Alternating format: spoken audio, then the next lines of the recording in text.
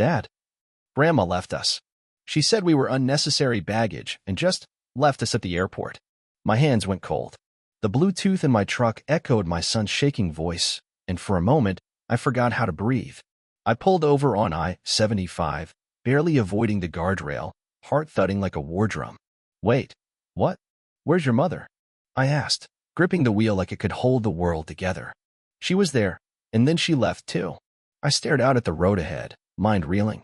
That luxury vacation I paid for, the first-class getaway to Bora Bora that cost more than my college tuition, was supposed to be for family. My kids, my wife, her mother, and her sisters. I'd planned it down to the damn lounge menu. And now my children were standing in an airport terminal like lost luggage because my wife's mother decided they didn't match her aesthetic? I ended the call with my son, promised I'd get them picked up, and pulled up the airline app. Everything was booked under my Amex. Every villa, every jet, every gourmet reservation.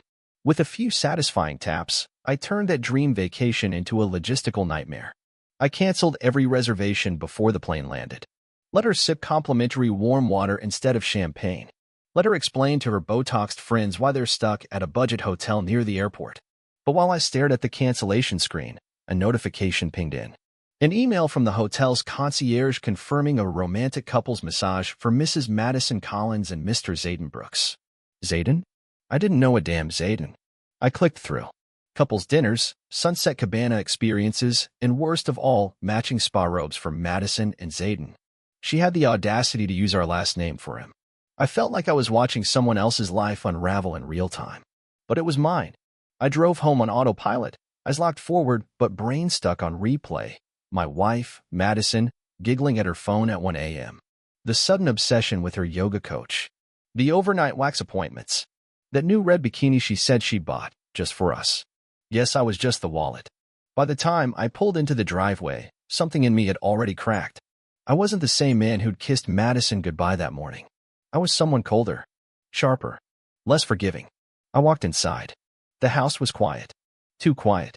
The kids had been with Madison's mom, supposedly en route to paradise, and I was left with silence and the scent of her perfume lingering in the bedroom. I sat down on the edge of the bed. My hands were trembling, but not from sadness. No, this was a storm brewing. Something primal, protective, not just for me, for my sons.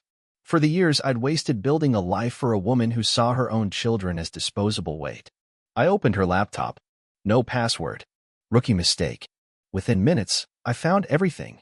Flirty emails to Zayden, saved selfies and lingerie she never wore for me, calendar invites labeled Pilates that were actually Airbnb links. The woman didn't even try to hide it. There were Venmo transactions to Zaybro with captions like, "For your time, handsome face-blowing kiss dot." My face flushed with a heat I hadn't felt since college football brawls. This wasn't just betrayal. It was mockery. She thought she could screw around on my dime and leave my kids behind like forgotten baggage. That night, I didn't sleep. I paced. I planned. And when the clock struck 6 a.m., I brewed coffee, sat in our kitchen, and waited for her call. Or better yet, her excuse. She called at 6:47 a.m. I didn't answer. Let her sweat.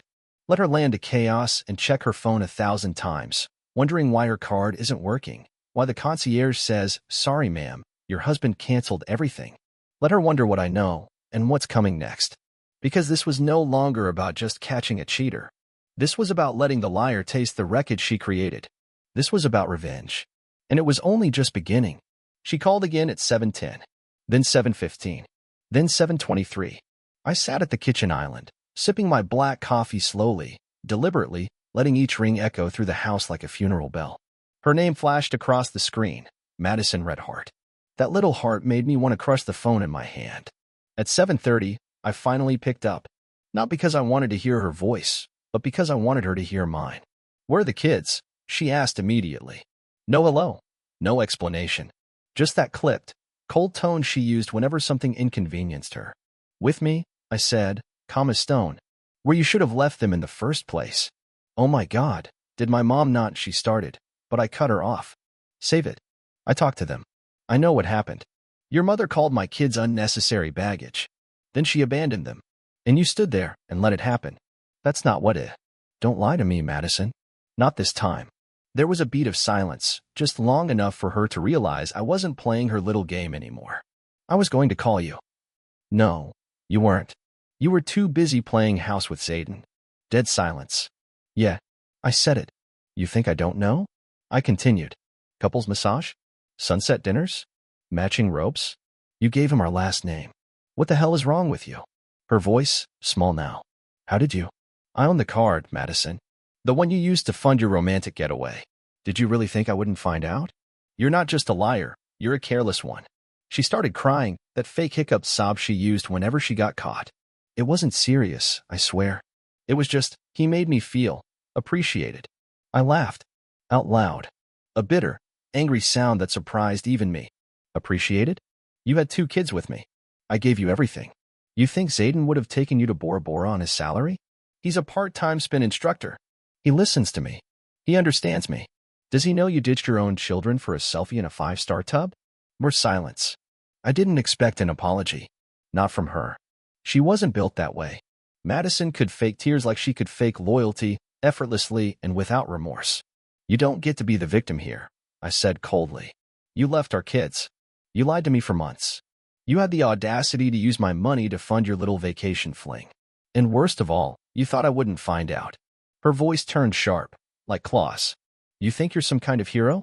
You canceled everything? You embarrassed me in front of my family. You made me look like a fool. You did that all by yourself. She hissed into the phone like a cornered snake. You always act like the perfect dad, the perfect husband. But maybe if you weren't so obsessed with control, I wouldn't have needed someone else. That was it. That was the moment the last string snapped.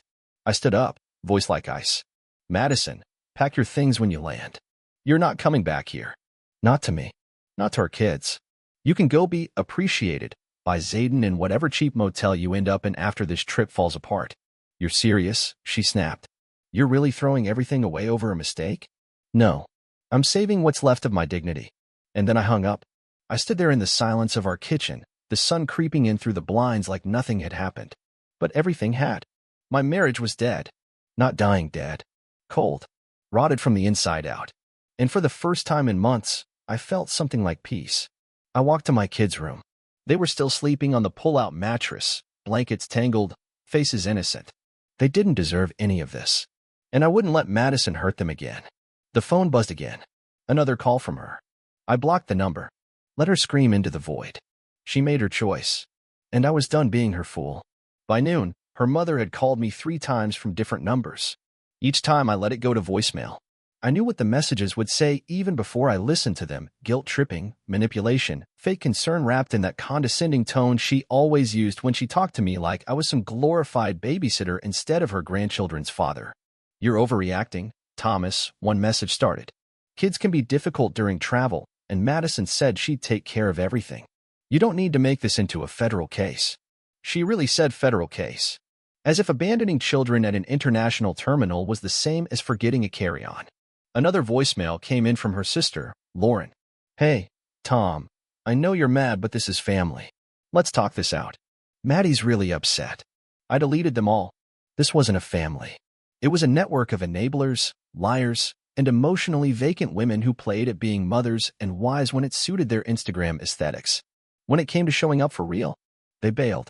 Around 2 p.m., I got an email from the hotel's reservation manager confirming that all services had been revoked due to an unauthorized cancellation. I replied quickly, just to twist the knife, fully authorized by the man paying for it. By 5 p.m., she messaged me from an unknown number. Just 3 words. You'll regret this. That was Madison. Always turning into the villain when she didn't get her way. No accountability. No remorse. Just venom and threats. I didn't reply. Instead, I printed out every piece of evidence I collected. Screenshots of texts, hotel confirmations, photos she sent to Zayden that she clearly thought would never see daylight. I didn't want them for court. I didn't even want revenge anymore. I wanted truth. I needed clarity. And then, for the first time since everything exploded, I sat with my kids on the couch. We watched a movie, The Incredibles, fittingly, and I hugged them tighter than I had in months. They didn't ask about their mom. Maybe they were afraid to. Maybe they already knew something wasn't right. Kids can feel fractures even when we pretend the walls are solid. The doorbell rang around 8 p.m. I opened the door expecting silence. But there she stood. Madison. Same flight I booked, apparently. Same Louis Vuitton suitcase I bought her last Christmas. Same crocodile tears. I just want to talk, she said. No hello. No. I'm sorry. Talk somewhere else. Tom, please. You've always been dramatic. No. I snapped. You've always been unfaithful. I was just too blinded by love to see it. She tried to step forward, but I didn't move. I wanted her to feel how unwelcome she was.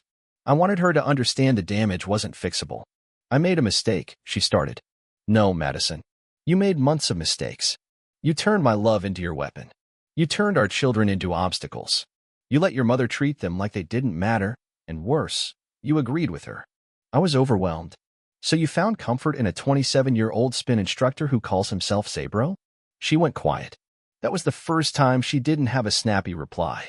You had choices, I said, lowering my voice, and you chose betrayal. Then I handed her a yellow envelope. She took it without looking, her face already twisting into that familiar mask of righteous indignation. What's this? Divorce papers. You're not sleeping in this house again.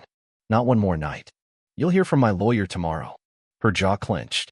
Her eyes welled up, but there was no apology in her stare. Just fury. Embarrassment. The bitterness of someone who just realized she burned down the mansion and thought she'd still get to keep the gold-plated bathtub. You'll regret this, she repeated. No, Madison, I said, voice like steel. I already regretted staying. And with that, I closed the door.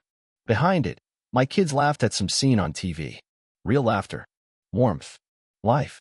I leaned against the wood and let myself feel everything. The betrayal, the rage, the humiliation. But mostly, I felt relief. Because the lies were over.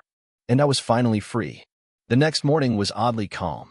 I woke up before the kids, made breakfast, scrambled eggs, toast, orange juice, the usual stuff Madison always claimed she didn't have time for. I sat at the table, listening to the birds outside, and it hit me. The silence wasn't painful anymore. It was peace. I didn't have to brace for passive-aggressive comments, fake smiles, or the sound of her fingers furiously typing into someone else's DMs. The boys woke up one by one, rubbing their eyes and dragging their blankets to the kitchen. I ruffled their hair, poured cereal, and asked them if they wanted to go to the park later. They nodded sleepily. No mention of their mom. No questions. Just acceptance. I got a call from my lawyer mid-morning. Everything was in motion. He told me Madison had tried calling his office 3 times already, acting confused, asking if there had been some mistake. She even said she thought we were just taking a break to cool off. That woman had the audacity to think this was reversible. She still didn't get it. This wasn't about a break. This wasn't a lover's quarrel. She didn't just cheat on me, she humiliated me, used me, disrespected everything I'd built. She left her own children behind like afterthoughts and expected me to carry on like nothing happened. And I used to think she was the love of my life. Around 1 p.m., my phone buzzed again. Zayden. Not even kidding. He had the balls to call me. I let it go to voicemail, but the message played automatically on my screen. Hey man, I know this is kinda awkward, but I just want to say I didn't mean to cause trouble. Maddie told me you guys were basically done, and that she was living in a toxic situation. I'm not that guy, man. I'm just... I didn't know. I stared at the screen like it was a joke. Didn't know? So you're half naked in a resort with a married woman, and your only defense is she said it was fine? What are you, 12? I blocked the number. But it wasn't over. Madison started blowing up my inbox with long, rambling emails. The kind where every paragraph contradicted the one before it. One message claimed she only cheated because she felt neglected. The next said she never cheated, that it was all a misunderstanding. Then she blamed her mom. Then me. Then the pressures of motherhood. There was even one where she said maybe we could go to counseling and take a family trip to reconnect. The irony almost made me laugh. The woman who ditched our kids on a luxury vacation was now pitching therapy and bonding time. I didn't reply. I didn't need to. She was unraveling on her own. 3 days after she returned, I got a call from her job. Apparently, she'd taken a leave of absence. Word had gotten around about the airport incident. Her mom's reputation took a hit too. Her bridge club, or whatever fake charity circle she was part of, started whispering. Good. Actions have consequences. It was time she learned that. That night, I took the kids to the same park where we used to do picnics when they were toddlers. I brought sandwiches, juice boxes, and a football. We ran. We laughed. We talked about school and dinosaurs and video games. And for the first time in a long time, they looked relaxed, not tiptoeing around their mom's moods, not scared of doing something wrong, just being kids. On the way home, my youngest said, "Dad, are we going to be okay now?" I didn't even hesitate. "Yeah, buddy, we're going to be more than okay." And I meant it, because I wasn't broken anymore. I was rebuilding, without lies, without manipulation, without Madison. Let her chase spa days and half-baked boyfriends. Let her figure out who she is without me propping up her image. As for me, I had something more valuable than revenge. I had my kids, and I had clarity. A week later, she showed up at the house. No call, no warning. Just knocked on the door like we were still living in some twisted version of a sitcom where everything gets fixed in 30 minutes with a cheesy apology and a hug. I opened the door halfway. She looked like hell. No makeup, hair messy, and some oversized hoodie I didn't recognize. Probably Zayden's. Her eyes were puffy, like she'd finally started crying for herself. "I just want to talk," she said quietly. "You've said enough." She took a step closer, hand resting on the doorframe like she was trying to physically wedge herself back in. "I miss the boys. Should have thought about that before leaving them at the airport like forgotten luggage." Her face twitched. "I didn't know my mom would do that." "You were standing right there, Madison. Don't play dumb. Don't pretend you suddenly grew a conscience." She looked down, chewing the inside of her cheek. "I made a mistake." "No, you made decisions. Over and over again. Booking that massage, sending him those photos, telling my sons they weren't welcome on their own family trip. That wasn't one bad night. That was who you are." "I didn't mean for it to go this far," she muttered. That was the part that always killed me, how easily she tried to minimize everything. Like her marriage was a drink she spilled on her dress. Like wiping it off made it fine. "The kids are doing better," I said. "School, routines, everything. They're laughing again. Eating better. Sleeping better." "You know what that tells me?" She didn't answer. "They were walking on eggshells around you. And I didn't even see it until you were gone." Tears welled up, but I didn't flinch. I didn't move. I'd seen that show before. "I'll never forgive myself," she whispered. I sighed. "Madison, I believe you. But forgiveness doesn't mean access. I'm not doing this dance anymore. I don't trust you. And I'm not putting our kids in the blast radius of your chaos. I'll get better. I'm already going to therapy. I lost myself." "No, you found someone else." "Big difference." Silence. She stood there a while longer, waiting for something. A crack in my armor. A soft place to land. But there wasn't one left. I started to close the door. "You'll get your chance to talk to the boys. Through the mediator. Until then, don't come here again." Her voice cracked as I shut the door. "You used to love me." I paused, just long enough for her to hear me clearly through the crack in the door. "I loved who you pretended to be." Click. Lock turned. Barrier up. And just like that, she was on the other side. I walked back into the living room. The boys were building something out of Legos, some spaceship with rocket boosters made of ketchup bottle caps. They didn't ask who was at the door. They didn't even glance up. And that told me everything I needed to know. They were finally healing. And so was I. 2 weeks passed. Madison didn't show up again, but the texts kept coming. Long ones, short ones, some angry, some pitiful. One of them just said, "Do you ever miss me?" I didn't respond to a single one. She'd become a ghost, still lingering around the edges, trying to haunt my peace, but with no real power anymore. That was over. She was over. The kids were settling in. The oldest, Ryan, started asking more questions.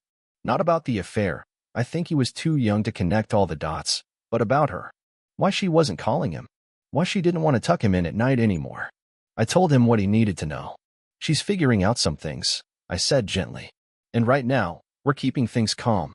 You've got me. That won't change." He nodded, but there was a sadness in his eyes that nearly broke me. It's one thing to get your own heart torn out, another to see your kid realize someone they love can let them down that badly. One evening, as we sat on the porch eating popsicles, Ryan asked, "Is Mom coming back?" I didn't lie. "No, buddy. She's not." He was quiet for a long moment, then looked up at me with wide, steady eyes. Good. That word hit harder than anything Madison had ever said. Good. He wasn't angry. He wasn't bitter. He was just relieved. Safe. Finally safe. That night, I sat in the garage and just stared at the wedding photo I hadn't thrown out yet. Madison in her designer dress, fake laughing like she was already somewhere else. Me, dumbly grinning, thinking I'd won something real. We looked happy. But now I couldn't look at it without seeing the truth hiding behind those smiles. I took it off the wall and laid it face down on the workbench. I didn't need reminders anymore. The next day, her lawyer emailed mine. She wanted negotiation. She thought the house was still on the table. She thought, somehow, she was entitled to share custody, part-time mom, full-time drama queen. My lawyer asked how I wanted to proceed. I said, we fight. Because this wasn't just about me. This was about Ryan and Luke.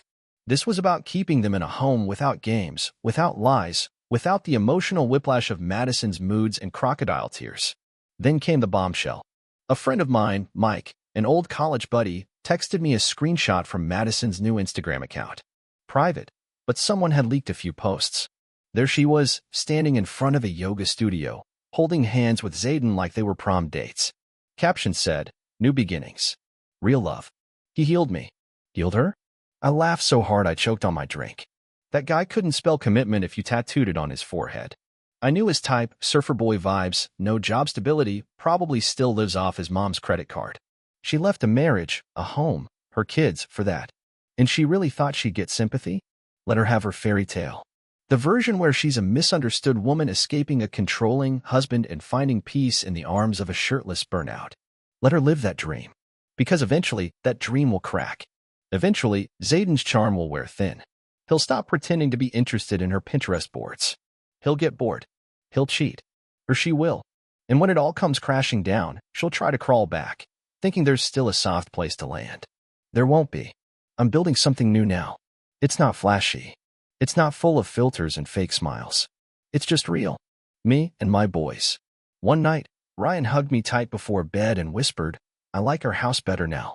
I swallowed the lump in my throat and whispered back, "Me too." But, me too. 2 months later, the divorce was finalized. It was quicker than I expected. Maybe she got tired of pretending she had any real leverage. Maybe Zayden talked her into settling so they could start fresh, without court drama. Whatever the reason, I didn't care. She walked away with a suitcase, a few designer bags, and half the bank account. I let her have it. Money I could earn again. Time, trust, peace of mind, those were harder to replace. The house was mine. Full custody, too. She could request supervised visits if she wanted to. So far, she hadn't. She hadn't seen the boys in over 10 weeks. Not a birthday call. Not a single message on Ryan's art project that got featured in the school newsletter. Nothing. It was like she vanished into that filtered fantasy life she always wanted. The influencer, the free spirit, the girl who chose happiness. The boys stopped asking about her. I didn't push the subject. But sometimes, I caught Ryan staring at old photos back when Madison still pretended to be a mother. He'd say nothing, just study her face like he was trying to figure out what he missed, what changed, why someone could just stop showing up. I knew that feeling. I got an email from a mutual friend around that time. Madison had started a blog. Of course she had. The first post was titled, "Reclaiming My Identity After a Toxic Marriage." She painted herself as the victim, said she lost her voice in a house full of expectations, that she was reborn through heartbreak.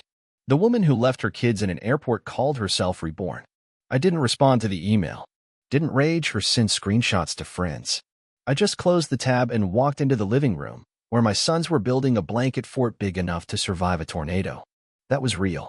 That was mine. A few nights later, I got a text from an unknown number. "Tell the boys I love them." No name. No apology. Just those words. It was her. I didn't need confirmation. But love? Love? Love doesn't abandon. Love doesn't lie, cheat, manipulate, and then run when the mask falls off. I stared at the screen for a long minute. Then I locked my phone, tossed it on the kitchen counter, and turned my full attention back to Ryan and Luke, who were yelling at each other about who broke the left side of the fort. I didn't tell them about the message. She didn't earn a place in this house anymore, not even through a screen. Weeks passed. The boys grew louder, stronger, happier. I started cooking again, real meals, not frozen pizza and takeout. I took them hiking. We went to a drive-in movie one Saturday and made a whole evening of it. Blankets, snacks, stories under the stars. I started sleeping again. Deep, dreamless sleep. No more waking up to cold beds and colder lies. One morning, I found Luke standing in the backyard, barefoot, watching the sky. "What are you doing, bud?" I asked. He pointed up. "I'm making a wish." "On a cloud." He nodded. I wished Mommy would stop being weird, and that you'd be happy forever. I crouched down next to him, heart twisting in a way I couldn't explain. That's a pretty good wish. He looked up at me. I don't think Mommy's gonna come back. She's not, I said softly. He nodded, like he already knew. Good. She was always mad. I didn't respond. I didn't need to. I just wrapped my arms around him and held him tight. That night, when both boys were asleep, I sat alone on the porch. A beer in my hand, the cool breeze brushing against my skin. No chaos. No manipulation. No pretending. Just quiet. And healing. And me. Not broken. Just done being lied to. And finally free. 6 months after it all started, I stood in the hallway watching Ryan read a bedtime story to his little brother. They were both under the same blanket, flashlight glowing between them like they were camping in a world far away from everything Madison ever touched. Luke was half asleep, his head on Ryan's shoulder, and Ryan was reading slowly, careful to pronounce every word right. His voice was calm, steady. They looked happy. No, not just happy. Whole. I turned off the light when the story ended and kissed them both goodnight. As I pulled the door closed behind me, I didn't feel grief anymore. Or bitterness. Or rage. I just felt done. Done with the pain. Done with the questions. Done carrying weight that wasn't mine to carry. Later that night, I opened my laptop and wrote a letter I'd never sent. To her. Not out of forgiveness. Just closure. Madison. You broke everything. And for a while, I blamed myself for letting you. But now I see it wasn't me. It was you. You made the choices. You told the lies. You left our children in an airport to chase some fantasy where you were the center of the universe. You thought love was a resource you could take and take without ever giving back. But love isn't an accessory. It's not a spa weekend or an escape plan. It's messy. It's real. It shows up when it's inconvenient. It holds your hand when you're drowning. It sacrifices. You never learned that. Zayden can keep his yoga mats and man buns. You'll need more than affirmations and smoothies to fix what's broken inside you. As for me, I survived. And I built something stronger. Not just for me, but for the boys. The ones you treated like noise. They're growing, thriving. Every day I see more light in their eyes. And every time they smile, I know I made the right choice. You lost us, Madison. And you won't get another chance. I didn't print it. Didn't save it. Just closed the tab and exhaled. In the morning, I packed lunches for school and added little notes to each bag. Proud of you. You're my hero. Today's going to be awesome. The boys smiled when they found them. That weekend, we went to the lake. I taught Ryan how to skip rocks. Luke tried to wrestle a goose. We got sunburned, ate too many sandwiches, and laughed until our stomachs hurt. And for the first time in a long time, I wasn't surviving anymore. I was living. And I wouldn't trade that for anything. Not even the version of her I used to love. She was the storm, but I became the calm after it. And that was the real revenge.